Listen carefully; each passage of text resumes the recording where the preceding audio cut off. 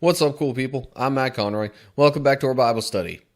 Alright, so now we've got Leviticus 21, which is specifically for the priests. A lot of the prior instructions that we got, especially in the more recent chapters in Leviticus, were to be given to all the people. But obviously the priests have even more, responsibilities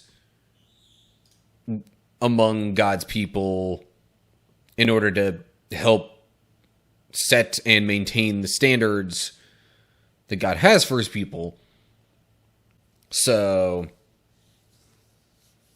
I'm not totally sure what kinds of instructions this is going to get into, but this is apparently specifically going to be for the priests. Sort of like what we had, I don't know, we've had some instructions for just the priests previously as well. I'm just blanking on exactly where. But anyway, okay, let's just dive right into this then. Leviticus chapter 21. The Lord said to Moses, "Give the following instructions to the priests, the descendants of Aaron.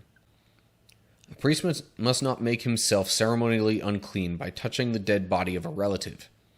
The only exceptions are his closest relatives, his mother or father, son or daughter, brother, or his virgin sister who depends on him because she has no husband. But a priest must not defile himself and make himself unclean for someone who is related to him only by marriage." That also kind of was limited more so to like immediate family, not so much, grandfather or mother, no uncles mentioned or aunts or anything like that. So yeah, literally just mother, father, children, siblings. It gives you the impression that maybe for the others who were not priests, they might have been okay to do these things. But again, priests had higher standard to live up to.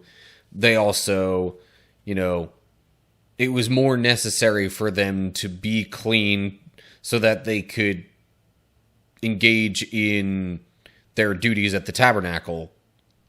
Because if they were unclean, they couldn't go to the tabernacle because anybody who was unclean wasn't allowed in.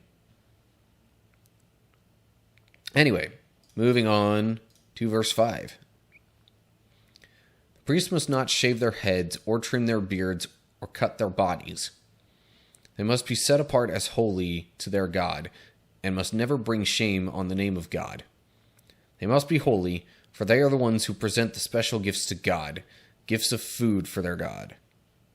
Sorry, I said God there when it said to the Lord. Sorry, whatever. But anyway, further emphasis on the higher standard that the priests have, as well as mentioning not like shaving head or beard or cut their bodies. I'm not like...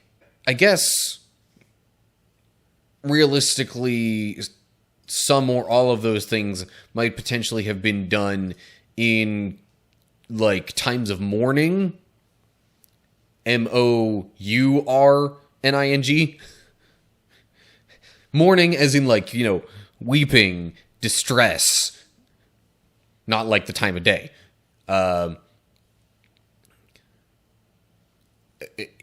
Similar to how people may have torn their clothes in sadness and, done some other things to that effect.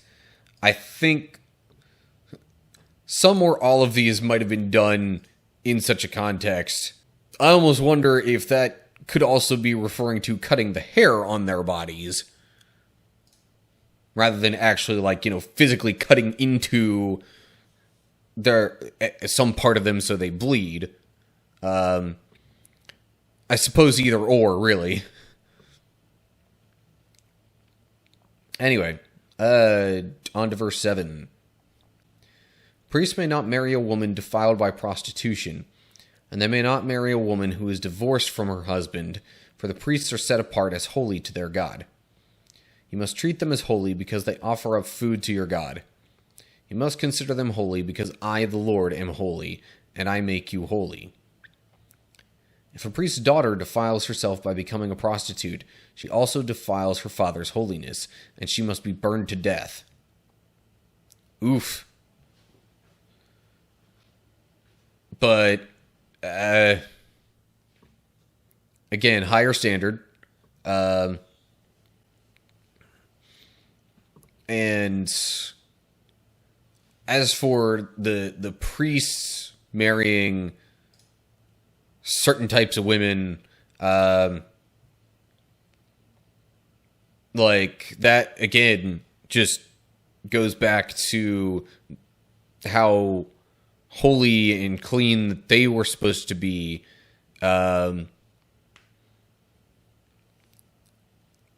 mean, these things were previously mentioned as situations that God does not like, as in some cases even detestable, quoting the word detestable practices.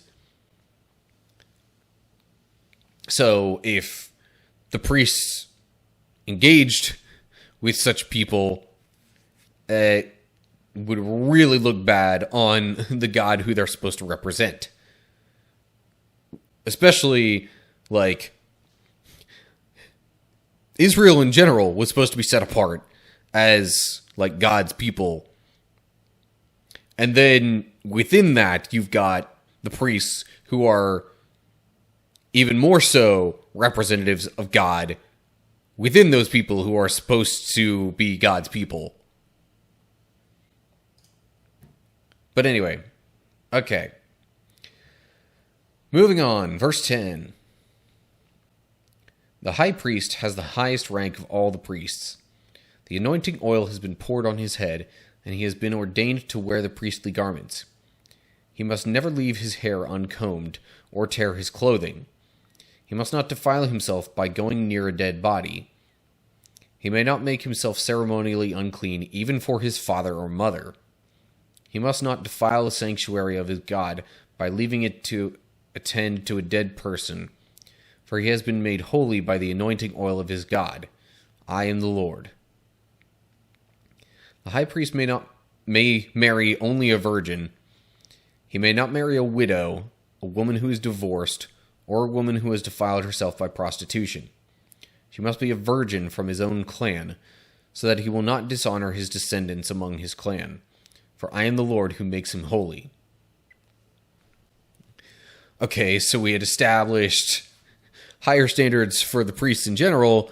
Now there's even a further layer on top of that for the high priest. So, whereas other priests weren't supposed to touch a dead body except for really close relative, the high priest was not supposed to touch any dead body, period. Because basically dead equals unclean. And that, yet again, they were supposed to be as clean as possible. And so the standard of cleanliness is even more significant the higher the rank you get to, essentially. Because they're supposed to be even closer to representing and living like God. So with the, marriage part, obviously that's also a stricter regulation for the high priest. It didn't mention widows as an exclusion for the other priests. And it also didn't specify that, it had to be a virgin. Especially not a virgin from his own clan. And I suppose that might get into, bloodlines and whatnot, because, the priests, all the priests, were supposed to be descended from Aaron, basically of the tribe of Levi. So, if all of them were supposed to be from that same bloodline, at the very least, the high priest would kind of be expected to maintain as pure continuation of that bloodline as possible. But anyway, okay. We'll get to verse 16 here and then probably wrap things up. Then the Lord said to Moses, "Give the following instructions to Aaron. In all future generations, none of your descendants who has any defect will qualify to offer food to his God. No one who has a defect qualifies, whether he is blind, lame, disfigured, deformed, or has a broken foot or arm, or is hunchbacked or dwarfed, or has a defective eye, or skin sores or scabs, or damaged testicles. No descendant of Aaron who has a defect may approach the altar to present special gifts to the Lord. Since he has a defect, he may not approach the altar to offer food to his God. However, he may eat from the food offered to God, including the holy offerings and the most holy offerings. Yet because of his physical defect, he may not enter the room behind the inner curtain or approach the altar, for this would defile my holy places. I am the Lord who makes them holy." So Moses gave these instructions to Aaron and his sons and to all Israelites. Okay, so this might come across as, I guess the best term would be ableist. As biased toward those who are, physically a certain way, like in a certain condition. Which, yeah, I guess it does, in a sense. This is one of those things where we don't really hold to this as a Christian standard anymore, post-Jesus and whatnot. This was a standard for the priests back in that time, though.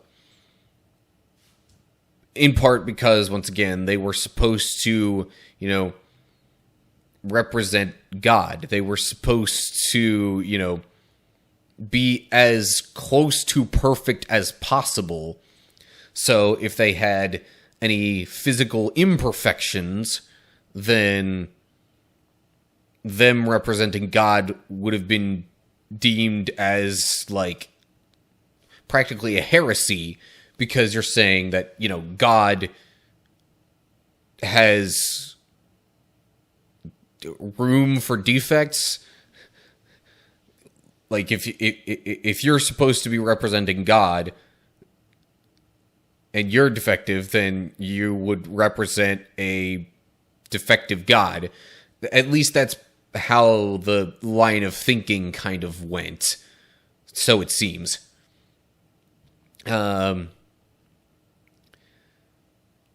But, yeah. Lots of exclusions there. But, again, the standards were high. And it specifically mentions, about offering the food and those kinds of things. These were also, probably rather public figures, at least among the Israelites, because they would be the ones offering the food, basically performing the rituals for the sacrifices and things like that. So, not that Not that, like, celebrity status, air quote, is, the best reason for all these exclusions, but because they were known and probably, again, very public figures, the reason, or it's all the more reason for the standards to be that much higher. Because, again, like, imperfect people trying to represent a perfect God would possibly skew the view of the perfect God.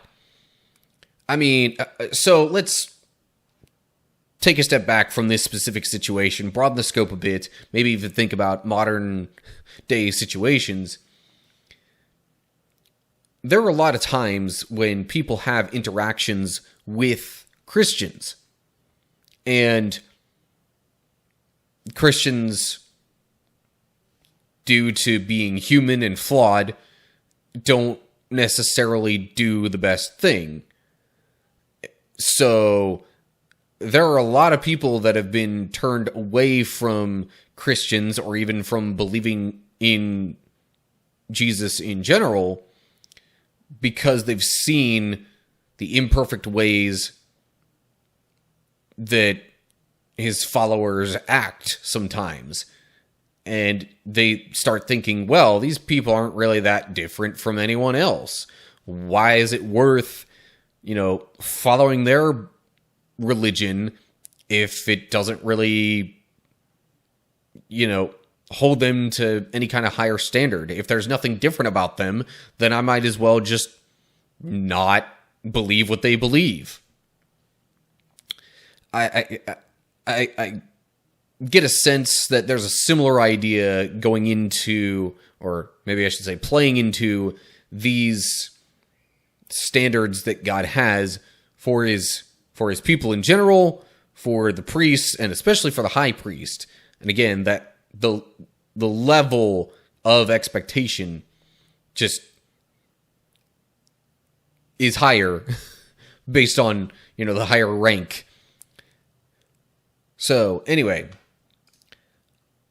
I suppose that is all I've got for now. Oh, yeah, by the way, the footnote about uncombed could possibly be translated, never uncover his head. Which, either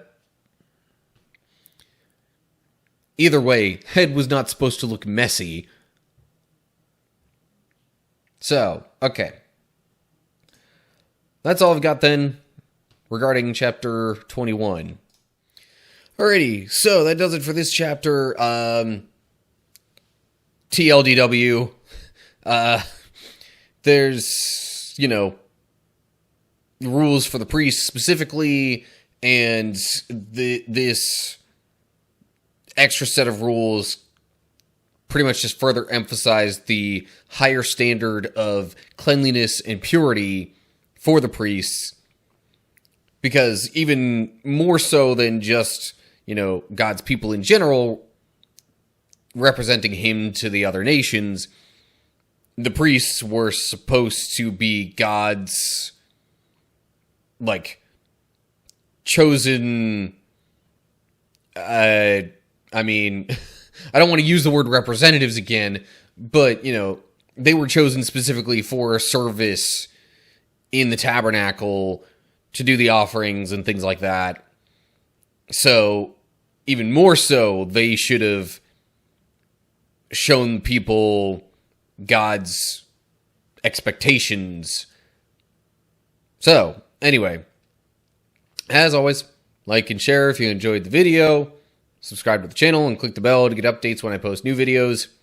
Look down in the description to get info on other social media pages. And leave comments down below that with any thoughts you have. So, that's going to do it for now. Hope you're all doing well. Hopefully I'll see you for the next video. But until then, stay cool, people.